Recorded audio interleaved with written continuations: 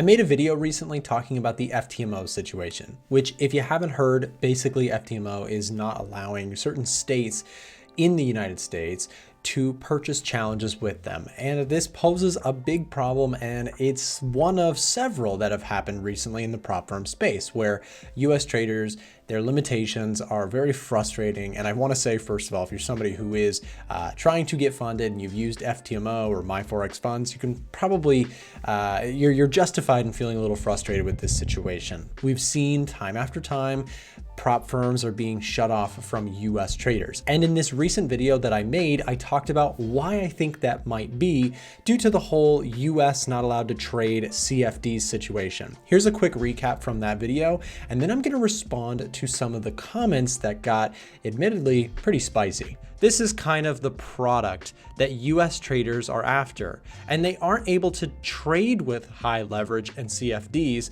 in the US because most of these things are actually illegal. So when a trader in the US, now this is a US specific, and if you're not in the US, then of course it might be relevant to you depending on what country you're in. Some countries have stronger or tighter or looser regulations. Regardless, let's say you want access to these products you're in the US. So you say, okay, yeah, I want to go trade with some higher leverage and I'd like to trade CFDs like NASDAQ 100 or XAU USD, etc. But the US government says, no, you can't do that. Those products are too risky for our traders, and I am not here to, defend that. I'm just telling you what it is. The US government limits the leverage, the products that we can trade. What do traders do, and what have they been doing? Well, they say, well, if I can't get it through a legal means, I will try and do a legal scapegoat or a legal workaround, which is I will go through a prop firm who can access these things and who can basically pass these things to me, right? So a FX prop firm that's based in another country, they might be able to use, CFDs or, do that sort of exchange on your behalf. You're just trading through a vessel, right? So now the government potentially could be, these are guesses. They might be slow to act, but regulatory bodies are not completely dumb, right? They know that people are doing this behavior. And so next they might be coming to say, no US clients can use FX prop firms. First of all, I will say this video did far better on my channel than most of my videos do. Given that most of my content is just sort of daily market analysis and, going through market data and stuff, I have a pretty niche channel. So this one actually kind of exploded in terms of views, and with it came a lot of interesting comments. So let's have a look at some of what people were saying, and I'm going to give you my honest reaction to them. So people had some really interesting comments to say about this situation, and let's start with this one. The government and the FTC definitely don't want anyone making money on US soil without having their hand in it, but this most likely is because FTMO quotes an offshore unregulated broker that allows us to trade gold and other CFDs. That being said, everyone hold on to your accounts to the best of your ability until they get proper regulation. Yeah, that's the thing here, right? Is like, it seems like my best guess is essentially that the products being offered by some of these prop firms to US citizens is kind of like bypassing what is legal to US people. And a lot of people got mad at me. You'll probably see in the comments section here. A lot of people got mad at me for sounding almost like I was defending that point of view. I'm not defending what the US government is doing because I'm not in government and I don't really speak for the people, but I do think that it is kind of crazy. There's some comments here that go really hard, and I'll show those to you in just a second.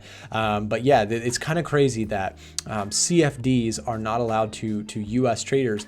However, you can go to Las Vegas and gamble your money like crazy. We're going to get to that because there were some comments that were so facts, and we're going to get to it in just a second. Life is just HE double hockey sticks for poor people who realize most of their life will be spent working and they just want to escape from the system to do things they love with people they love. This person kind of went hard in response to this person, so we won't read all of that, but I do want to say that don't buy into this just because we're getting some hit with restrictions. Us USA people, we can stick it out. We can hold out there. We can find new solutions to still trade the markets. Futures an option, ETFs are an option. You can trade on the options market. You can trade stocks. You can trade with FX. Certain US brokerages allow that. By the way, if you are somebody who wants to trade with a US regulated Forex broker or ETF broker, I have the ones that I use linked in the description down below, and it'll also be the pinned comment to this video if that's something you are looking for. If you're tired of the prop firm situation, I don't blame you. You can do what I do, which is I just trade directly on a US regulated brokerage, so I don't have to deal with all this nonsense anymore. So if that would be helpful to you, again, click that link down below in the description. That is a referral link, so if you choose to use it, you'll be supporting my channel, and I very much would appreciate it. But you don't have to, just an option. Patrick Wall said, I have 2 separate 200K challenges with FTMO, which I plan on combining once funded. I had purchased them prior to this development. They're still active with no disruption in service. Well, that's good. If you do, I know also, a couple people who have challenges or active FTMO accounts. It's good to hear at least you haven't lost your access. That's definitely good news. And it's certainly better than the My Forex Fund situation where people just lost their accounts outright. And that's still an ongoing sort of situation. If I were to lose a challenge or verification stage, I would be done. So it seems like from sentiment, people are just frustrated with this situation, and who's to blame them? This stuff has been really frustrating to watch and to cover, as I've seen just so many people's comments like, I just lost all my progress. I've been trading on this prop firm, and so it's been tough. Trader Nick, you're the most reliable sources in FX, honestly speaking. Oh, thank you very much. Appreciate that. I'm just trying to, like I said, in one of my recent videos where I covered this topic, I got slammed. Well, the video that we're reacting to, you'll see some of those comments here in just a minute. But I'm trying to just cover this stuff. Please don't shoot the messenger. Okay, here's one. So protecting US consumers. So in my previous video, I made the point that the ideology behind not allowing traders to trade with CFDs is perhaps to protect them from leverage and from bankrupting themselves. I'm not necessarily making that case because I do believe it's a free country. You should be able to go trade high leverage if you want to.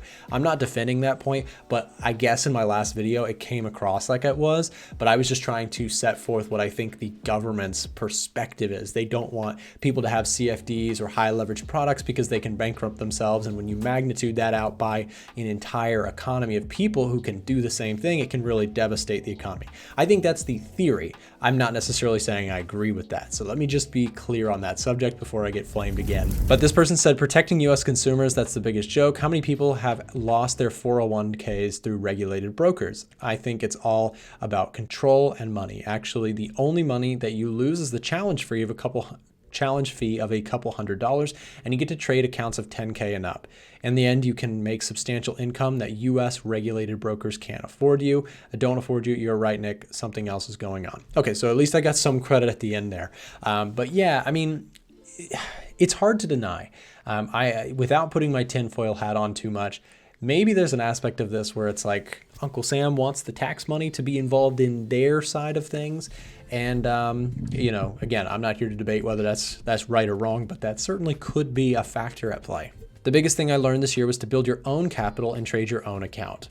There's different thoughts on this, but I generally agree, but I also understand I'm at a place of privilege where I don't need prop firms, that I have the trading capital that I need. So I understand that it can be frustrating on both ends. If you're somebody who does not have a lot of capital, but you have skills, then this whole funding situation is probably incredibly frustrating. And I totally sympathize with those types of people out there who are like, I don't have the capital I need, but I have the skills that I've been working on. So I totally get that. And I do hope that, again, things kind of reach a point where they start to stabilize again for people who are looking to get funded. Some people seem to be agreeing with that, though. Building up their own trading capital seems to be one way. And like I said, that is a road you can take. You can, instead of trying to get funded, you can just go the route of signing up with a regulated brokerage and doing it the old-fashioned way, which is what I did, which is just building trading capital over time, depositing from other sources of income, working a second job, whatever it takes to get that income up, to get that account size bigger so that eventually you can trade based on your own account.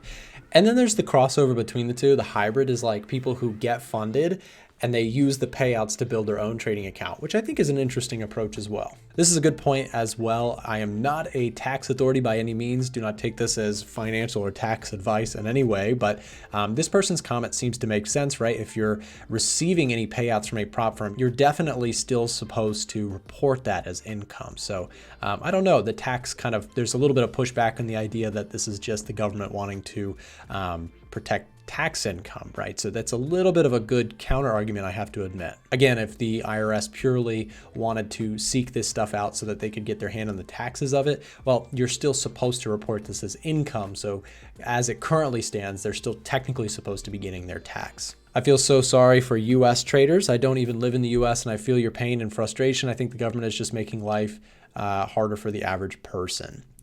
So I see a lot of these types of comments, and I do want to just say, keep your head up out there. If this has been frustrating for you, I totally resonate. I totally understand. Like I said, I get a lot of comments that are like, really beaten up about this topic. They're struggling to get funded, or they've been funded and they keep getting kicked out of their system. So keep your head up. It's not the end of the trading world, right? We can rebound from this just like everything else. The trading community is pretty resilient in that way. And hey, us US people, like I said, we can handle it. We're a tough group here. We're able to take another hit on the jaw. It's not going to keep us down. They'll let you keep all kinds of weapons in the house, but not let you trade with leverage.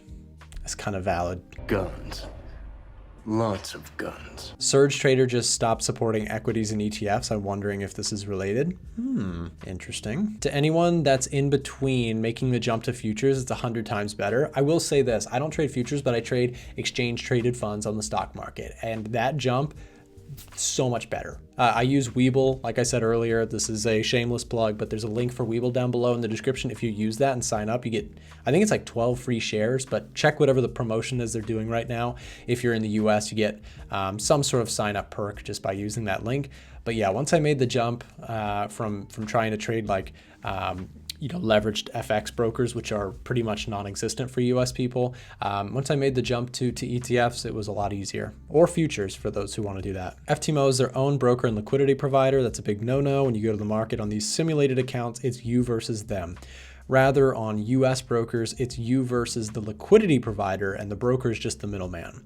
That's fair. That's very fair. You have to understand, too many people are starting to make money trading, and the US doesn't like easy money being made. Although this comment got a lot of love, I'm going to say, I don't necessarily think that that's why. And again, I'm not trying to be a naysayer or a hater, but I don't think people are making too much money, and that's why the government is shutting it off. I think it's possible that if people are losing too much money, it would actually be the case. Because if you're losing too much money to these prop firms, that's more money going away from the US. Whereas if you were making money and you're reporting that on your tax income, wouldn't that be more money for the US? So I think it's the exact opposite. It's probably a lot of people losing money on these prop firms, and that could be the reason. Again, not trying to be a naysayer, but in terms of the US making tax revenue, wouldn't it be that a lot of people are starting to lose money and their tax money is going away from the US, not that too many people are making money and that the US can't make tax on it, right? I think that there might be a little bit of two sides to this idea here. Okay, this is the comment that I thought was the best one in the comment section for this video. Yeah, but Vegas, it's okay. You can go to Vegas and lose all of your money, borrow from friends and lose it, and then pawn all of your valuables belonging and lose it too. But that is okay, but you can't trade leveraged products. Oh yeah, that makes sense to me. Good rule. Doesn't seem right to me. I actually, this is the one, like I said, that I agree with most. Something is weird about that whole you can't trade CFDs because of the leverage attached to them. I believe that's the ideology. But you can go gamble your entire life away in the United States if you go to Vegas. Now, of course, certain states do not allow gambling, but like, again, Nevada, you can go gamble everything, and literally people lose absolutely everything. And like this guy is saying, you can borrow money from other people, which is essentially leverage, and you can pawn all of your valuables, which is another form of kind of leverage, so that you can go gamble and lose it all again. So yeah, I think there's some contradictions here. There's some double-edged swords being tossed around here. That doesn't really seem to make sense, and I really agree with this comment. And same thing here. You can go into a casino and blow 10 million on gambling, but they don't want you to risk your money trading because they care so much. Yeah, it doesn't. I don't think it's just a purely moral thing. I think there's something here at play that's a little bit bigger. This person says the end of prop firm era is near. Is it? I don't know. You know, it's been a crazy thing to report this. You know, a couple years back, I put out a video. In fact, we can put a card up here in the top right hand of the screen on this video. I put up a video before all this craziness started with prop firms, basically saying you need to be very careful because a lot of these things are very predatory, and it's only a matter of time before regulation gets involved. And the reason I'm patting myself on the back about that is because I was right. I just was early, and you know, I'm not excited that people are getting hurt in this situation, but I'm trying to warn more people. You need to be careful with prop firms. They are kind of going against what is allowed for U.S. people, and when you take that side of a sort of circumstance, it could end poorly and it can be really dangerous. So unfortunately, the prop firm space is under attack for sure. There's been a lot of chaos going on with, you know, the US people getting kicked out and certain prop firms blowing up, and then other ones kind of getting caught for fraud. So it's a messy business, and there's risk involved just like the rest of trading. But in my personal opinion, the reason you know, I think there's an argument to be made for the hybrid model, meaning you don't necessarily marry a prop firm. You rather use a prop firm for what it's worth, get your payouts, and then move it into your own personal regulated trading account. I think that model is the best. In my personal opinion, if you're somebody who doesn't have capital, the hybrid model, I think, is the best way to go. Here's another person making the point about casinos. Yeah, you can go to the casinos and lose all your money, but you can't trade with any leverage. That really kind of crazy. Anyways, guys, let me know what your thoughts are on the situation down below on this video, and who knows, maybe I'll make a video reacting to the comments that were commented on a video where I'd reacted to the comments of the first video. Who knows? Thanks for watching.